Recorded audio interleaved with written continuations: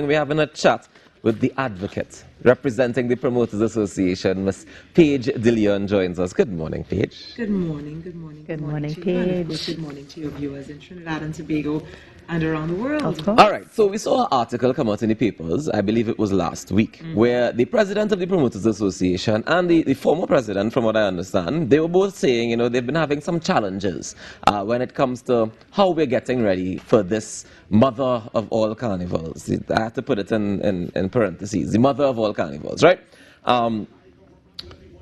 I understand that they feel ignored by the NCC. They feel as though they haven't been consulted, and even though the Promoters Association are the people who are responsible for the majority of the fats, the majority of the people that are out spending money, the economic investment into the carnival itself. Can you expand on that a little bit for us?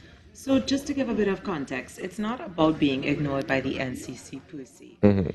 It is a simple concern that we've had over time that this sector, i.e. the event production sector, has not really been assigned the term stakeholder. Now, in the last 2 years or so, we've seen a change in that approach, and what we found is that there has, in fact, been an attempt to include us in the consultation and the dialogue about how Carnival in particular is run, managed, what happens, and what stake we have. Because as you've rightfully said, and this is really critical, a lot of the people who come now, i.e. those bringing foreign exchange, filling up the flights, both during Carnival week, as well as in advance of that, are as a consequence of the events that our members put on. Right. And it's necessary for us to be a part of the planning, the strategy, the policy-making arrangements, so that our events are put on the map, and there are things done to facilitate ease of business for our aspect of the commercial sector. So it's not so much about wanting a seat at the table, it's more about wanting it to run smoothly. It is about a seat at the table, and that's something we very specifically asked for. Okay. The seat at the table is important because that's how we get an opportunity to say our piece, to advise, and to allow those who facilitate, which is the state, to facilitate our business so that we can continue to make a significant economic contribution. That's not just about foreign exchange, but that's also about economic turnover inside of Trinidad and Tobago. Yeah. But Paige, I have to ask what changed, because over the last couple of years, like you said, you've been consulted. The Promoters Association has been very loud. You've been in the media a lot. You've been, and we've seen that you all have even admitted to having meetings with the ministers, having meetings with the NCC about how we do in this carnival, how we making sure that this happens smoothly when it was a taste, when it was no carnival, and now that we're back to the mother of all carnivals, what changed? We have absolutely no idea, and it certainly is not necessarily straightforward criticism, but it is a concern that what we feel at the association is that we've gone right back to where we were pre-COVID. And that's a big, big, big challenge because the world has moved on, the world has changed, and we cannot have made progress and then jumped 10 steps back with regards to how our industry is perceived when we see yet again that our industry, we are bringing the bucks in, we're bringing in the bang, we're bringing in the bacon. We've done our work. We have curated events and set up scenarios where people want to come and spend money. What that means when you take it down is that the event producers understand what the needs are, what people want to do, and why they want to spend money, and they've created a business model that allows people to do that. That has to be respected. Yeah. So then, Paige, then what are the recommendations? Because one of the things that was very, very prominent in the article was the fact for people to apply for those licenses. Is it too much red tape when you're applying for the licenses? Like, what sort of recommendations are you going to put forward to ensure that ease of business? So first of all, what we have always been asking for is a standardization of the processes. The way it's set up now, it is ad hoc and it is based on, and I hazard to say this, but it's essentially based on whims. Now, there is legislation in some instances with particular reference to the EMA that governs how these things are done. Right. But outside of the EMA legislation, which for us is one of the biggest challenges we face, that EMA legislation and the way that body operates, it's very persnickety, and it doesn't leave room for any conversation / dialogue. There was no consultation with the people who have to use the EMA's regulations to function in advance of maybe even making an amendment, which, if I'm not mistaken, came into power in 2020.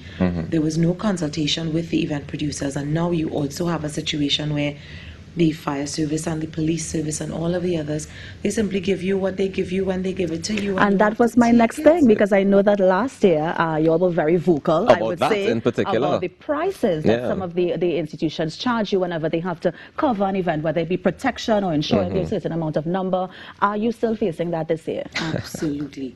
Now, because the season has just begun, we are still awaiting data and feedback, and that's one of the big problems. One of the big problems is that events are happening now and some people still don't even know what they're going to get. And it's usually left until the very last minute so that there can't be any amendments and you are forced. We have had several meetings with the absolute top brass of the police service. We had hoped that we would have some kind of MOU or an agreement signed where there would be a formula put in place, how many police officers, etc. And similarly, we had hoped for something with the fire service. The dialogue with the fire service didn't happen quite as robustly as it did with the police, but that has not happened. We've been hoping for it. We've done our part. We've done the work, but it hasn't materialized. And how do you propose we go forward then? How do we go forward? Because events are happening regardless, right? So how do we go forward to make it ease of business for not just the fire officers and the people who run that part of it, but for the Promoters Association as well? So I don't know that there is anything that we can reasonably do for 2023's Carnival. Now, the Promoters Association, I have to say, has really walked the line with everyone. We've been talking, as you know, you said, we've been talking, not just outside, but inside, behind the scenes. We've been doing the work. So I think that if we are to find a solution that genuinely works in the long term, we need legislative reform. It is essential.